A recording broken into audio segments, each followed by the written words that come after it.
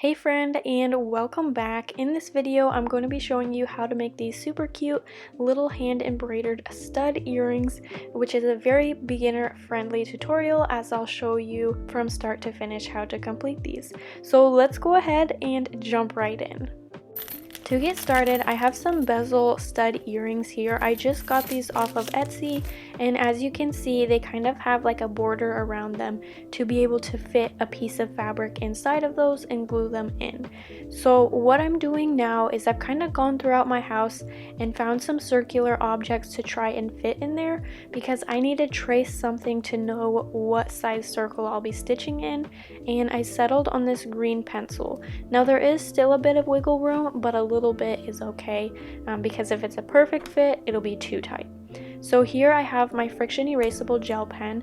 If you aren't familiar with them, they are beautiful pens for hand embroidery. Whenever you draw on your fabric and you are done stitching, you simply hit them with some heat like a blow dryer and it gets rid of the lines completely. Just be wary on darker colored fabrics, it will leave a white mark. So just try and use it on lighter color fabrics. So here I'm just tracing my circle. It's a little wonky, but it works because again, we're going to erase it later. So I've gone ahead and picked out some floss colors and I'm splitting my threads. I typically don't really stitch with all 6 strands of DMC floss. My go-to is 3 strands. I think for this piece I'm using 3 strands and 2 strands.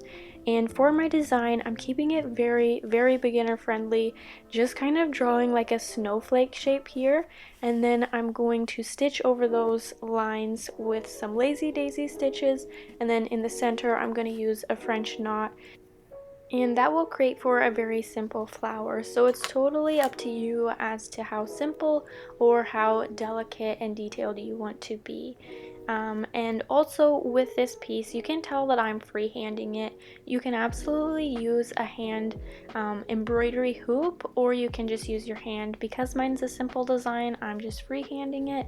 But if you're going to be doing something more time consuming or more detailed, I would recommend using an embroidery hoop. But again, it's personal choice and it's up to you. And so I'm just gonna get stitching on my earrings and we'll meet up at the next step.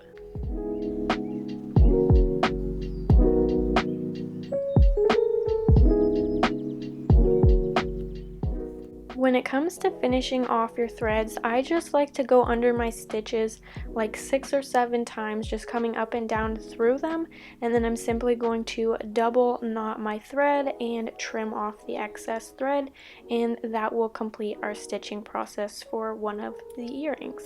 Here are my finished stitched earrings. Now we just need to get them set in place.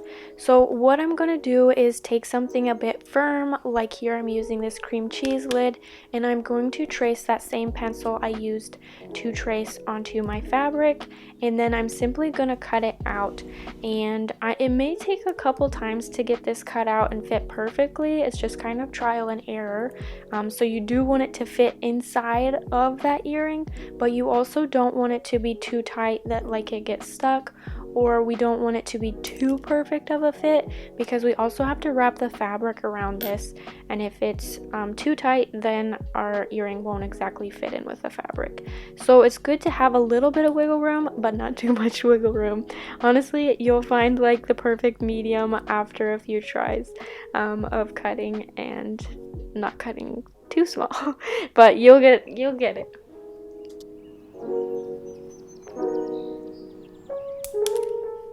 And once I have the first one cut to a good size, what I would recommend is just tracing that one and letting that kind of be your staple one to trace all of the rest to, so you don't have to kind of struggle and trace your pencil all of the different times you're making earrings.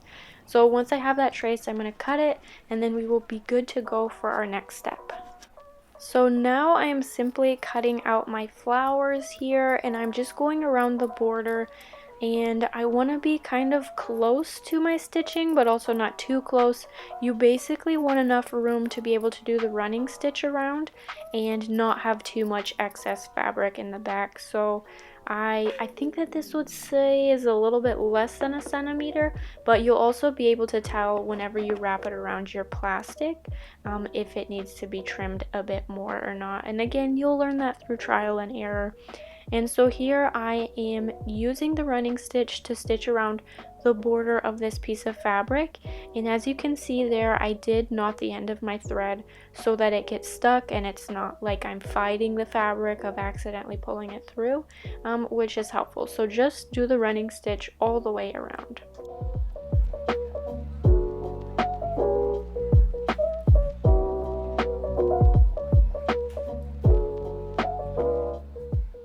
Now that I've made my way around, I'm putting that little piece of plastic in the center, and then I'm simply going to pull the string, and that's going to encompass the little plastic piece in the middle and kind of force it to stay in place. Now this can be a little bit finicky, but do your best to kind of hold that tight, and then you'll also want to look at the front and make sure it's centered, so you may have to do a little bit of moving around and manipulating it to go in the spot you want it to go. But once you get it where you want it, again, just pull nice and tight on that thread, and then we will officially set it in place. To set this in place, I am simply going to kind of go up through my fabric from one edge to the next edge, or from one side to the next side, and I'm just going to kind of rotate my piece as I do this to make sure all of my bases are covered. And if you look at your piece, since this is circular, there's kind of like these grooves that like to kind of flip up in the air, and I like to go through those grooves to push them down or pull them tighter together to ensure that this is a nice smooth circle and it's not like it has a bunch of little 90 degrees on it or a bunch of angles. So I want it to be nice and smooth, so I'm going to do this a couple times throughout the border and just pulling nice and tight each time as I go. And it's also helpful to reference the front just to make sure you haven't moved things around too much, and just that everything is setting where you like it to be, as this will be its permanent placing on the front. Once I've made my way around, I'm simply going to double knot my threads and then trim off the excess thread, and we're ready to make this little embroidery piece's permanent home in the earring. To do that, I'm using this E600 jewelry glue, and I'm just going to smear a bit inside of my earring bezel here. And you don't want too much so that it's like overflowing out of the sides, but a good amount. And so here I'm going to place my earring in, and I'm going to give it a little push, and I'm also going to twist it a bit just so that that glue kind of moves around, and every spot in the back has some glue on it. And I'm going to apply some pressure and just make sure it is sitting properly in the bezel earring. And then I'm going to put 2 clothespins on either side of this stud, and that will bring us to the completion, at least for now. All that's left to do is wait 24 hours for it to dry, and here is our finished project ready for wearing. Thanks so much for joining me. If you do want some more fun tutorials like this, be sure to stick around and subscribe, and until next time, my friends, happy stitching.